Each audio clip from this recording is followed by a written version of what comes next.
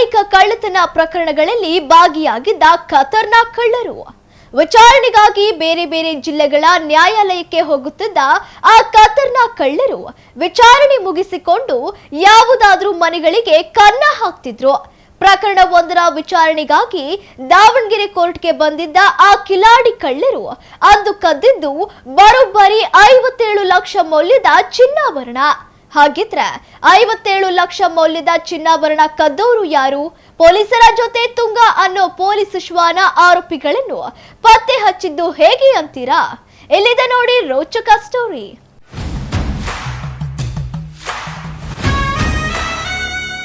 Court case ಮುಗಿಸಿ ಅರ್ಧರಾತ್ರಿ ಕಳ್ಳತನ.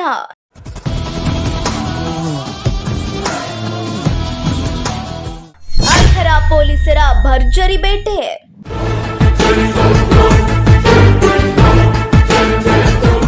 ಪೊಲೀಸರಿಗೆ ಕಳ್ಳರ ಸುಳಿವು ನೀಡಿದ್ದೆ ಪೊಲೀಸ್ ಶ್ವಾನ ತುಂಗ.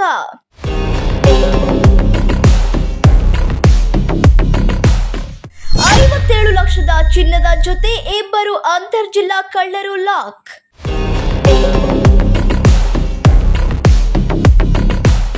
ದಾವಣಗೆರೆ ಜಿಲ್ಲೆ ಹರಿಹರ ತಾಲೂಕಿನ ಅಮರಾವತಿ ಕಾಲೋನಿಯಲ್ಲಿ ಮೇ 19ರ ತಡರಾತ್ರಿ ಕಿಲಾಡಿ ಕಳ್ಳರು ಮನೆಯೊಂದರ ಬಾಗಿಲು ಮುರಿದು ಬರೋಬ್ಬರಿ 57 ಲಕ್ಷದ ಚಿನ್ನಾಭರಣ ಕದ್ದಿದ್ದರು.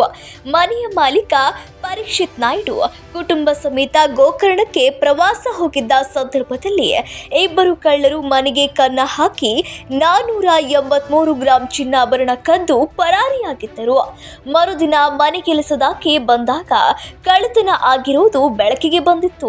ಪ್ರಕರಣ ದಾಖಲಿಸಿಕೊಂಡು ಹರಿಹರ ಗ್ರಾಮಾಂತರ ಠಾಣೆ ಪೊಲೀಸರು ಖತರ್ನಾಕ್ ಕಳ್ಳರ ಬಂಧನಕ್ಕೆ ಬಲೆ ಬೀಸುತ್ತರು. ಗ್ರಾಮಾಂತರ ಠಾಣೆ ಸಿಪಿಐ ಸುರೇಶ್ ಸಗರಿ, ಪಿಎಸ್ಐ ಯುವರಾಜ್ ನೇತೃತ್ವದ ತಂಡ ಖತರ್ನಾಕ್ ಕಳ್ಳರನ್ನು ಸೆರೆ ಹಿಡಿಯುವಲ್ಲಿ ಯಶಸ್ವಿಯಾಗುತ್ತಾರೆ. ಇನ್ನು ಈ ಪ್ರಕರಣದಲ್ಲಿ ಪೊಲೀಸ್ ಶ್ವಾನ ತುಂಗಾಳ ಪಾತ್ರವೂ ಹೆಚ್ಚಾಗಿದೆ. ತುಂಗಾ ಹೆಸರಿನ ಪೊಲೀಸ್ ಶ್ವಾನ ಕಳ್ಳರ ವಾಸನೆ ಹಿಡಿದು 5 ಕಿಲೋಮೀಟರ್ ದೂರದವರೆಗೂ ಸಾಗಿ ಕಳ್ಳರು ಯಾವ ಮಾರ್ಗದಲ್ಲಿ ಹೋಗಿದ್ದಾರೆ ಅನ್ನೋ ಸುಳಿವನ್ನ ಪೊಲೀಸರಿಗೆ ನೀಡಿದೆ.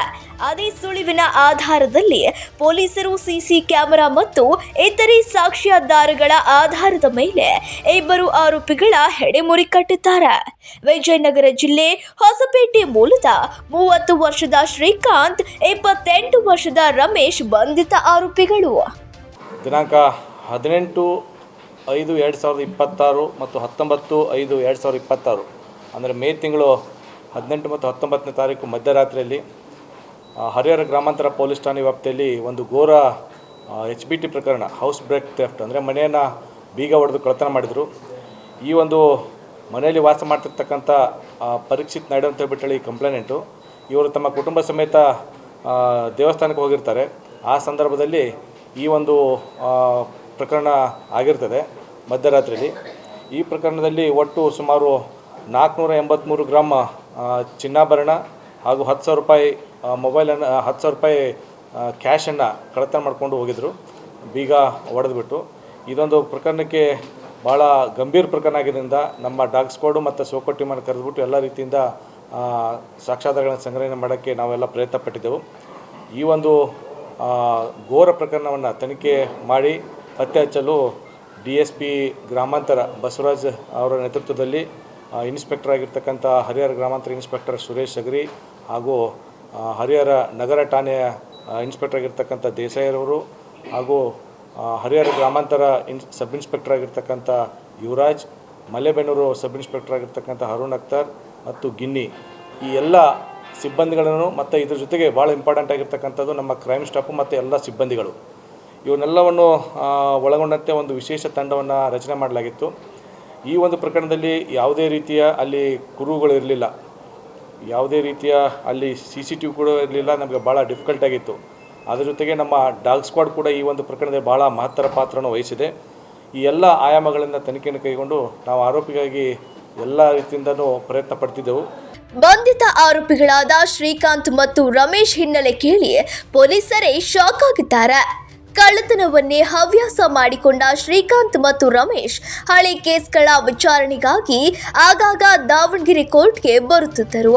ಪ್ರತಿ ಬಾರಿ ವಿಚಾರಣೆಗೆ ಅಂತ ಬಂದಾಗ ಹಗಲು ವೇಳೆ ಎಲ್ಲ ಏರಿಯಾಗಳಲ್ಲಿ ರೌಂಡ್ಸ್ ಹಾಕಿ ಬೀಗ ಹಾಕಿದ ಮನೆಗಳನ್ನೇ ಟಾರ್ಗೆಟ್ ಮಾಡಿಕೊಂಡು ರಾತ್ರಿ ವೇಳೆ ಕನ್ನ ಹಾಕುತ್ತಿದ್ದರು.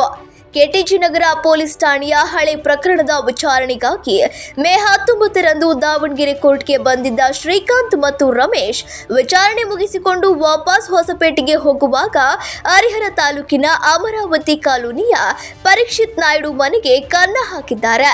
ಬೇರೆ ಪ್ರಕರಣವೊಂದರಲ್ಲಿ ಮತ್ತೆ ಪೊಲೀಸರ ಕೈಗೆ ಸಿಕ್ಕಾಕಿಕೊಂಡಾಗ ಅಂತರ್ಜಿಲ್ಲಾ ಕಳ್ಳತನ ಅಸಲಿ ಮುಖವಾಡ ಕಳಚಿ ಬಿದ್ದಿದೆ. ಸೊ ಈ ಹಿನ್ನೆಲೆಯಲ್ಲಿ ಮುಂದೆ ಈ ರೀತಿ ಆಗ್ತಕ್ಕಂಥ ಪ್ರಕರಣಗಳನ್ನು ತಡೆಗಟ್ಟುವ ನಿಟ್ಟಿನಲ್ಲಿ ನಾವೆಲ್ಲ ಕಡೆ ಚೆಕ್ ಪೋಸ್ಟ್ ಕೂಡ ನಿರ್ಮಿಸಿದ್ದೆವು. ಈ ಚೆಕ್ ಪೋಸ್ಟ್ನಲ್ಲಿ ಕರ್ತವ್ಯ ನಿರ್ವಹಿಸ್ತಿರ್ಬೇಕಾದ್ರೆ ಏನು ಆರೋಪಿಗಳು ಬೈಕಲ್ಲಿ 2 ಜನ ಬರ್ತಿರ್ತಾರೆ. ಪೊಲೀಸರನ್ನು ನೋಡಿ ಸ್ವಲ್ಪ ಕಸಿವಿಸಿಕೊಂಡು ತಪ್ಪಿಸಿಕೊಳ್ಳೋಕ್ಕೆ ಪ್ರಯತ್ನ ಪಡ್ತಾರೆ. ಅವರನ್ನು ವಶಕ್ಕೆ ಪಡೆದುಕೊಂಡು ತೀವ್ರತರವಾಗಿ ವಿಚಾರ ಮಾಡಿದಾಗ ಈ ಒಂದು ಪ್ರಕರಣಕ್ಕೆ ಸಂಬಂಧಪಟ್ಟಂತೆ ನಮ್ಮ ಒಂದು ಏನು ಗ್ರಾಮಾಂತರ ಠಾಣೆಯಲ್ಲಿ ಹರಿಹರ ಗ್ರಾಮಾಂತರ ಆಗಿರ್ತಕ್ಕಂಥ ಪ್ರಕರಣನ ಅವರು ಒಪ್ಕೊಂಡಿದ್ದಾರೆ. ಈ ಒಂದು ಪ್ರಕರಣವನ್ನು ಭೇದಿಸುವಲ್ಲಿ ಎಲ್ಲ ಅಧಿಕಾರಿ ಮತ್ತು ಸಿಬ್ಬಂದಿಗಳು ಮಾತ್ರ ಪಾತ್ರ ವಹಿಸಿದ್ದಾರೆ.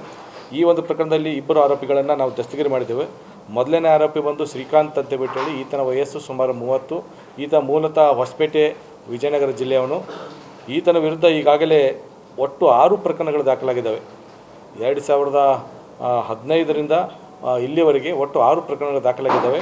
ಗದಗನಲ್ಲಿ 2, ನಮ್ಮ ದಾವಣಗೆರೆ ಜಿಲ್ಲೆ ಕೆಟಿಜಿ ನಗರದಲ್ಲಿ 1, ಅದರ ಜೊತೆಗೆ ಮುನಿರಾಬಾದ್ನಲ್ಲಿ 1 ಮತ್ತು ಹೊಸಪೇಟೆಯಲ್ಲಿ 1 ಇದೇ ರೀತಿ ಮನೆಗಳತನ ಪ್ರಕರಣಗಳು ಈತನ ವಿರುದ್ಧ ದಾಖಲಾಗಿದ್ದಾವೆ. ಅದರ ಜೊತೆಗೆ ಅವನ ಜೊತೆ ಇರ್ತಕ್ಕಂಥ ಇನ್ನೊಬ್ಬ ಆರೋಪಿಯಾಗಿರ್ತಕ್ಕಂಥದ್ದು ರಮೇಶ್ ವಾಯ್ ಅಂತ ಹೇಳ್ಬಿಟ್ಟು ಈತನ ವಯಸ್ಸು ಸುಮಾರು 28 ವರ್ಷ ವಯಸ್ಸು. ಈತನು ಕೂಡ ಹೊಸಪೇಟೆ ನಗರದ ವಿಜಯನಗರ ಜಿಲ್ಲೆಯವನು. ಈತನ ವಿರುದ್ಧ ಕೂಡ 2 ಪ್ರಕರಣಗಳು ದಾಖಲಾಗಿದ್ದವು. ಸೊ ಇಬ್ಬರನ್ನ ದಸ್ತಗಿರಿ ಮಾಡಿ ಒಟ್ಟು ಈ ಒಂದು ಕೃತ್ಯಕ್ಕೆ ಸಂಬಂಧಪಟ್ಟಂತೆ 409.5 ಗ್ರಾಮ್ ಚಿನ್ನಾಭರಣ, ಅದರ ಜೊತೆಗೆ ಸುಮಾರು ಈ 10,000 ರೂಪಾಯಿ ಕ್ಯಾಶ್, ಅದರ ಜೊತೆಗೆ ಒಂದು ಹೀರೋ ಹೋಂಡಾ ಬೈಕ್ ಮತ್ತು 2 ಮೊಬೈಲ್ಗಳನ್ನು ವಶಪಡಿಸಿಕೊಂಡು ಒಟ್ಟು ಮೌಲ್ಯ ಸುಮಾರು 67,40,800 ಮೌಲ್ಯದ ಅಷ್ಟು ಮಾಲನ್ನು ನಾವು ವಶಪಡಿಸಿಕೊಂಡು ಇವರಿಬ್ಬರನ್ನ ಈಗ ನ್ಯಾಯಾಂಗ ಬಂಧನ ಕೊಟ್ಟಿದ್ದೇವೆ. ತನಿಖೆಯನ್ನು ಕೂಡ ನಡೀತಾ ಇದೆ. ಬಂಧಿತ ಆರೋಪಿಗಳಿಂದ 57 ಲಕ್ಷ ರೂಪಾಯಿ ಮೌಲ್ಯದ 409 ಗ್ರಾಂ ಬಂಗಾರದ ಆಭರಣ, 10,000 ನಗದು, 2 ಮೊಬೈಲ್ ಹಾಗೂ ಕಳ್ಳತನಕ್ಕೆ ಬಳಸಿದ 1 ಬೈಕ್ ವಶಪಡಿಸಿಕೊಳ್ಳಲಾಗಿದೆ. ಆರೋಪಿಗಳನ್ನು ಸದ್ಯ ನ್ಯಾಯಾಂಗ ಬಂಧನಕ್ಕೆ ಒಪ್ಪಿಸಲಾಗಿದ್ದು, ಇವರ ವಿರುದ್ಧ ದಾವಣಗೆರೆಯ ವಿವಿಧ ಪೊಲೀಸ್ ಠಾಣೆಗಳಲ್ಲಿ ಹಲವು ಕಳ್ಳತನ ಪ್ರಕರಣಗಳು ದಾಖಲಾಗಿರುವುದು ತನಿಖೆ ವೇಳೆ ಬೆಳಕಿಗೆ ಬಂದಿದೆ. ಕ್ಯಾಮರಾಮ್ಯಾನ್ ರಾಕೇಶ್ ಜೊತೆ ಅರ್ನಿಶ್ಯಾಮ್, ಒನ್ ಕನ್ನಡ ನ್ಯೂಸ್, ದಾವಣಗೆರೆ.